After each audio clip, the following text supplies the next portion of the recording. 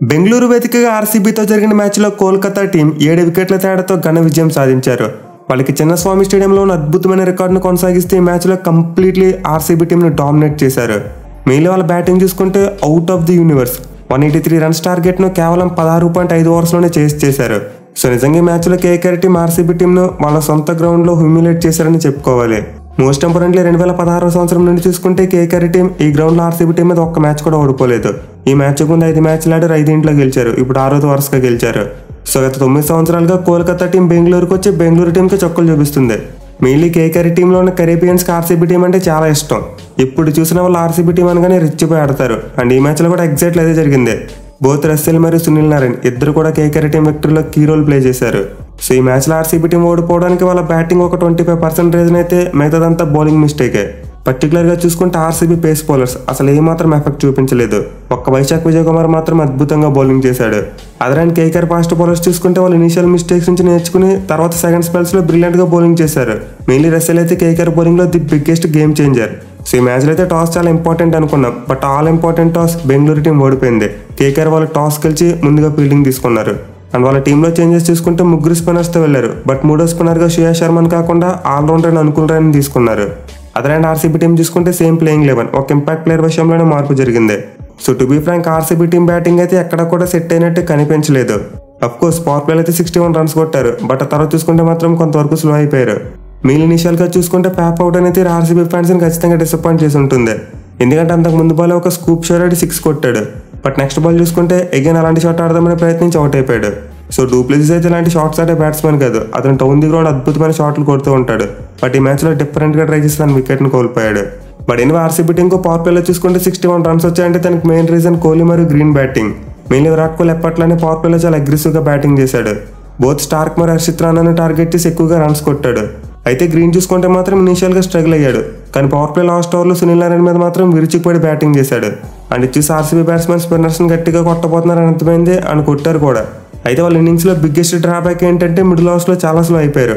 Main Anukul Roy మరియు Russell వీళ్ళిద్దరూ చాలా పొదుపుగా బౌలింగ్ చేశారు. సో 6 ఓవర్లకు 61 పరుగులు చేసిన ఆర్సీబీ టీం నెక్స్ట్ 5 ఓవర్స్ చూసుకుంటే మాత్రం కేవలం 26 రన్స్ మాత్రమే కొట్టారు. అంటే బిలో 600తో బ్యాటింగ్ చేశారు. అండ్ ఈ మధ్యలో వాళ్ళు గ్రీన్ వికెట్ కూడా కోల్పోయారు. సో 5 ఓవర్లు ఏవైతే ఉన్నాయో ఆర్సీబీ టీం స్కోర్ 200 దాటకుండా చేసిందే. అదే వాళ్ళు 5 ఓవర్స్లో ఒక 40 రన్స్ కొట్టుంటే ఆర్సీబీ టీం ఈజీగా 200 దాటేదే. మెయిన్లీ మ్యాక్స్వెల్ చూసుకుంటే వరుసగా 3వ మ్యాచ్లో స్ట్రగుల్ అయ్యాడు. ఇన్ఫాక్ట్ ఈ మ్యాచ్లో అతనికి 2 లైఫ్లు వచ్చాయి.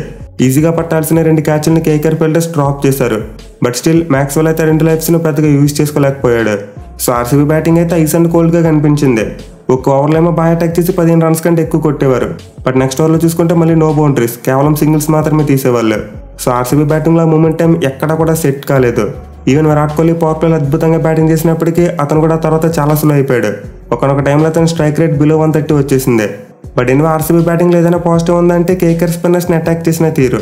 మెయిన్లీ నరేన్ మరియు చక్రవర్తి బౌలింగ్లో అసలు ఎక్కడ తడబడకుండా బ్యాటింగ్ చేశారు. వాళ్ళిద్దరు కలిపి వేసిన 6 ఓవర్లలో 60 పరుగులు రాబట్టారు. మెయిన్లీ కోహ్లీ చూసుకుంటే వీళ్ళ బౌలింగ్లో 2 స్లాగ్ స్వీప్స్ కొట్టాడు. అవైతే నిజంగా చాలా ఎదిరిపోయాయి.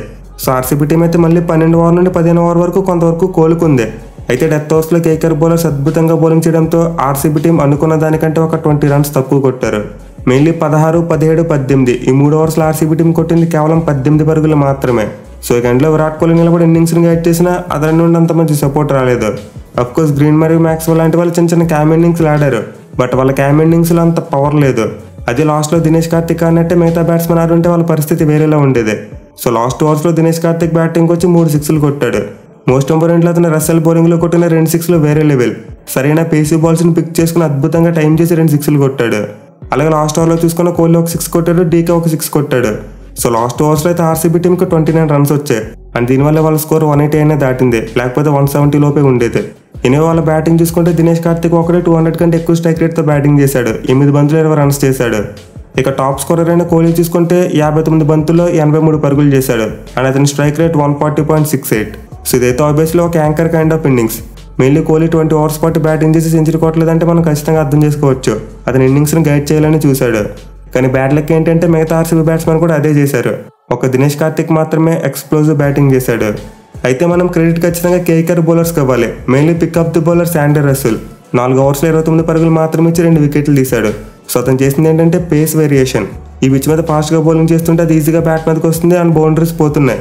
దీంతో రస్సెల్ తన ఫస్ట్ ఓవర్ నుండి పేస్ వేరియేషన్ చేయడం మొదలు పెట్టాడు. అండ్ అది వర్కౌట్ అవడం వల్ల అతనైతే కంటిన్యూ చేశాడు. ఇన్ఫాక్ట్ అతను చూసి మిగతా బౌలర్స్ కూడా దాన్నే ఫాలో అయ్యారు.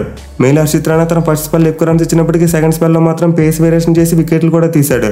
సో ఇటు చూసిన స్టార్క్ ఒక్కడే పెద్దగా పేస్ వేరియేషన్ చేయలేదు. డెత్ ఓవర్ స్టార్టింగ్లో వేసిన 16 ఓవర్ తప్పిస్తే మిగతా 3 ఓవర్స్లో కూడా స్టార్క్ ఎక్కువగా పేసీ డెలివరీస్ వేశాడు. దీనివల్ల అతను చాలా ఎక్స్పెన్సివ్గా ప్రూవ్ అయ్యాడు.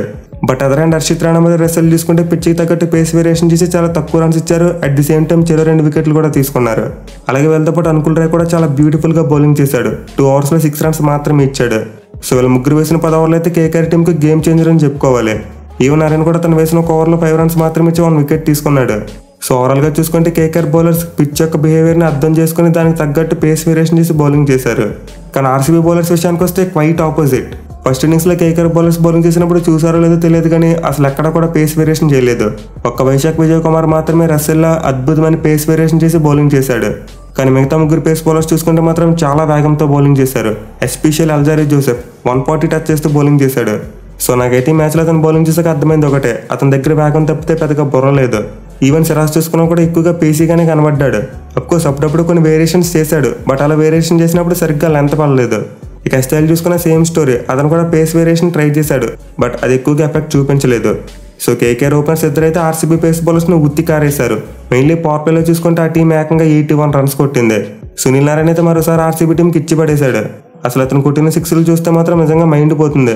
కేవలం 22 బంతుల్లోనే 47 పరుగులు చేశాడు. అలాగే ఫిల్ సాల్ట్ చూసుకున్న ఒక ఫైరీ స్టార్ట్. మనం బ్యాట్ల వీడియోలో చెప్పుకున్నాం సిరాజ్ మీద అతనికి మంచి రికార్డు ఉందని. అండ్ ఎగ్జాక్ట్లీ అనుకున్నట్టే ఫస్ట్ 3 బంతుల్లో ఒక 6 and 4 కొట్టాడు. సో ఫిల్ సాల్ట్ మరియు సునీల్ నారాయణ కలిసి ఫస్ట్ వికెట్ ఏకంగా 86 రన్స్ నెలకొల్పారు. అది కూడా 6.3 ఓవర్స్లో. ఇన్ఫాక్ట్ సింపుల్గా చెప్పాలంటే కేకేఆర్ ఓపెనర్స్ ఇద్దరు కలిపి గేమ్ను పవర్ ప్లేలోనే కిల్ చేసేశారు. Mainly Sunil Narayana RCB bowlers వేసిన పేసీ బాల్స్ని బాగా ఎంజాయ్ చేశాడు. ఎనివే ఆర్సీబీ టీంకి అయితే పవర్ ప్లే తర్వాత వరుసగా 2 ఓవర్స్లో 2 బ్రేక్ త్రూస్ వచ్చాయి. మయాంక్ డాగర్ నారాయణ అవుట్ చేస్తే వైశాఖ్ విజయ్ కుమార్ సాల్ట్ను అవుట్ చేశాడు. బట్ అప్పటికే జరగాల్సిన నష్టం మొత్తం జరిగిపోయింది. ఇన్ఫాక్ట్ ముందు చెప్పుకున్నట్టే పవర్ ప్లేలోనే గేమ్ కిల్ అయిపోయింది. సో తర్వాత కేకేఆర్ టీం ఆడుతూ పాడుతూ కొట్టిన మ్యాచ్ గెలిచేస్తారు. అండ్ ఎగ్జాక్ట్లీ అనుకున్నట్టే శ్రేయస్ అయ్యర్ మరియు వెంకటేష్ అయ్యర్ కలిసి 3వ వికెట్కు 75 పరుగుల పార్ట్నర్షిప్ నెలకొల్పారు. మెయిన్లీ వెంకటేష్ అయ్యర్ బ్యాటింగ్ చేసిన తీరు అయితే అద్భుతం. తను అసలు ఎక్కడ కూడా ఆర్సీబీ బౌలర్స్కు ఛాన్స్ ఇవ్వలేదు. మెయిన్లీ అల్జారీ జోసెఫ్ను టార్గెట్ చేస్తే అతను ఓవర్లో గట్టిగా రన్స్ కొట్టాడు. అలాగే సిరాజ్ బౌలింగ్కి వచ్చిన ఎస్టైల్ బౌలింగ్కి వచ్చిన వాళ్ళ బౌలింగ్ను కూడా కొట్టాడు. సో వెంకటేష్ అయ్యర్ బ్యాటింగ్ చేస్తున్నప్పుడు ఫ్యాఫ్ డు ప్లెసిస్ మ్యాక్స్వెల్కు బాల్ ఇచ్చుంటే బాగుండేది.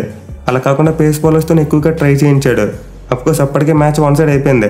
బట్ స్టిల్ వెంకటేష్ అయ్యర్కి ఎగెనిస్ట్గా మ్యాక్స్వెల్ను ట్రై చేసి ఉంటే బాగుండేది. సో వెంకయ్య అయితే 166 స్ట్రైక్ రేట్తో 30 బంతులు 50 పరుగులు చేశాడు. అండ్ శ్రేయస్ అయ్యర్ చూసుకుని ఇనీషియల్గా స్ట్రగుల్ అయినప్పటికీ ఆ తర్వాత మంచి కంబ్యాక్ చేశాడు. 162 స్ట్రైక్ రేట్తో 24 బంతులు 39 పరుగులు చేశాడు. మెయిల్ అతని క్రీజులోకి రాగానే బౌన్సర్లతో ఇబ్బంది పెట్టే ప్రయత్నం చేశారు. బట్ దాని నుండి సర్వే శ్రేయస్ అయ్యర్ చాలా కూల్ అండ్ కామ్గా బ్యాటింగ్ చేసి కేకేఆర్ టీంను గెలిపించాడు. ఇక ఆర్సీబీ బౌలర్స్లో ముందు చెప్పుకున్నట్టే వైశాఖ్ విజయ్ కుమార్ ఒక్కడే బాగా బౌలింగ్ చేశాడు. మిగతా వాళ్ళందరూ కూడా రన్స్కి వెళ్ళారు.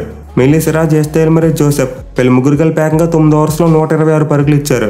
అంటే ఓవర్కి ఆల్మోస్ట్ 14 నుండి 15 పరుగులు సమర్పించుకున్నారు. సో వాళ్ళ ముగ్గురు బౌలింగ్ కారణంగానే ఆర్సీబీ టీం కొట్టిన 182 రన్స్ ఏదో 152 రన్స్లా కనబడింది. మెయిన్లీ పేస్ వేరియేషన్ చేయడంలో వీళ్ళ ముగ్గురు కంప్లీట్లీ ఫెయిల్ అయ్యారు. కానీ వైశాఖ్ విజయ్ కుమార్కి మాత్రం నిజంగా హ్యాట్స్ ఆఫ్ చెప్పాలి. అతను కట్టర్స్ వేశాడు, నకుల్ బాల్స్ వేశాడు, అలాగే స్లోయర్ బౌన్సర్స్ కూడా ట్రై చేశాడు. మెయిన్లీ అతను చిన్న స్వామి పిచ్కి తగ్గట్టు అడ్జస్ట్ అయ్యి నిజంగా చాలా మంచి బౌలింగ్ చేశాడు. సో రాబోయే మ్యాచ్లో ఈ పిచ్ మీద విజయ్ కుమార్ ఆర్సీబీ టీంకి చాలా కీ బౌలర్ కాగలడు. ఇక ఈ మ్యాచ్ ద్వారా అయితే కేకేఆర్ టీం ఐపీఎల్ 2024 ట్రెండ్ మార్చింది. ఫస్ట్ 9 మ్యాచ్ల్లో వరుసగా హోమ్ టీమ్సే గెలిచాయి. కానీ ఈ మ్యాచ్లో మాత్రం కేకేఆర్ టీం ఆ జింక్స్ను బ్రేక్ చేస్తే ఆర్సీబీ టీంను వాళ్ళ సొంత గ్రౌండ్లో ఓడించారు. అండ్ ఆల్సో ఇంకా ఇంట్రెస్టింగ్ థింగ్ ఏంటంటే ఈ మ్యాచ్లో విరాట్ కోహ్లీ వర్సెస్ గంభీర్ ఫైట్ ఉంటుందని చెప్పి చాలామంది ఎక్స్పెక్ట్ చేశారు. బట్ వీళ్ళిద్దరూ ఆన్ ది ఫీల్డ్ చాలా ప్రొఫెషనల్గా బిహేవ్ చేశారు. ఐ థింక్ సెకండ్ టైం అవుట్లు అనుకుంటా గంభీర్ వచ్చి విరాట్ కోహ్లీని హగ్ చేసుకున్నాడు. అండ్ విరాట్ కోహ్లీ కూడా దానికి బాగా రెస్పాండ్ అయ్యి తిరిగి అతనికి విషెస్ చెప్పాడు. సో ఈ మ్యాచ్లో అయితే ఎలాంటి కాంట్రవర్సీ లేకుండా చాలా ప్రశాంతంగా మ్యాచ్ ముగిసింది. అండ్ విరాట్ కోహ్లీ మరి గంభీర్ ఎలా కలిసిపోవడం నిజంగా టీమిండియా ఫ్యాన్స్కు ఒక కన్నులు విందని చెప్పుకోవాలి. ఇక ఈ మ్యాచ్లో అద్భుతమైన ఆల్రౌండ్స్ ఎదుర్కొంటున్న సునీల్ నారాయణకు player of the match award ఇచ్చారు. అలాగే మ్యాచ్ తర్వాత పాయింట్స్ టేబుల్ చూసుకుంటే కేకేఆర్ టీం 4 పాయింట్స్తో 2వ స్థానానికి వెళ్ళిపోయింది. మెయిన్లీ వాళ్ళ నెట్ రన్ రేట్ ఇప్పుడు +1.047గా మారింది. అదే ఆర్సీబీ టీం చూసుకుంటే ఈ సీజన్లో 2వ ఓటమిని ఫేస్ చేసి ఇప్పుడు పాయింట్స్ టేబుల్ 6వ స్థానంలో నిలిచారు. మెయిన్లీ వాళ్ళ నెట్ రన్ రేట్ -0.7కు పడిపోయింది. సో కేకేఆర్ టీం అయితే వాళ్ళు ఆడిన 2 మ్యాచ్లో కూడా మంచి ఆల్రౌండ్స్తో గేమ్స్ గెలిచారు. వాళ్ళకున్న ఒకే డ్రాబ్యాక్ ఏంటంటే ఫీల్డింగ్ సరిగ్గా చేయట్లేదు. ఫస్ట్ మ్యాచ్లో క్యాచ్లు వదిలేశారు, అలాగే ఈ మ్యాచ్లో కూడా చాలా క్యాచ్లు డ్రాప్ చేశారు. సో ఇది ఒక్కటి కరెక్ట్ చేసుకుంటే కేకేఆర్ టీం ప్లే ఆఫ్స్కి వెళ్ళడం పెద్ద కష్టమేమీ కాదు. ఇక మ్యాచ్ తర్వాత చూసుకుంటే ఆరెంజ్ క్యాప్ విరాట్ కోహ్లీ వద్దకు వచ్చింది. అతను 3 ఇన్నింగ్స్లో 181 పరుగులు చేసి ఆరెంజ్ క్యాప్ రేస్లో నెంబర్ 1 ప్లేస్కి వచ్చాడు. ఇక పర్పుల్ క్యాప్ విషయానికి వస్తే ఎలాంటి చేంజ్ లేదు. ఈ మ్యాచ్ కు ముందు ముస్తాఫిజుర్ రహమాన్ దగ్గర ఉంది అండ్ ఇప్పుడు కూడా అతని దగ్గర ఉంది. అతను 2 మ్యాచ్లు 6 వికెట్లు తీసి పర్పుల్ క్యాప్ ను హోల్డ్ చేసుకుని ఉన్నాడు.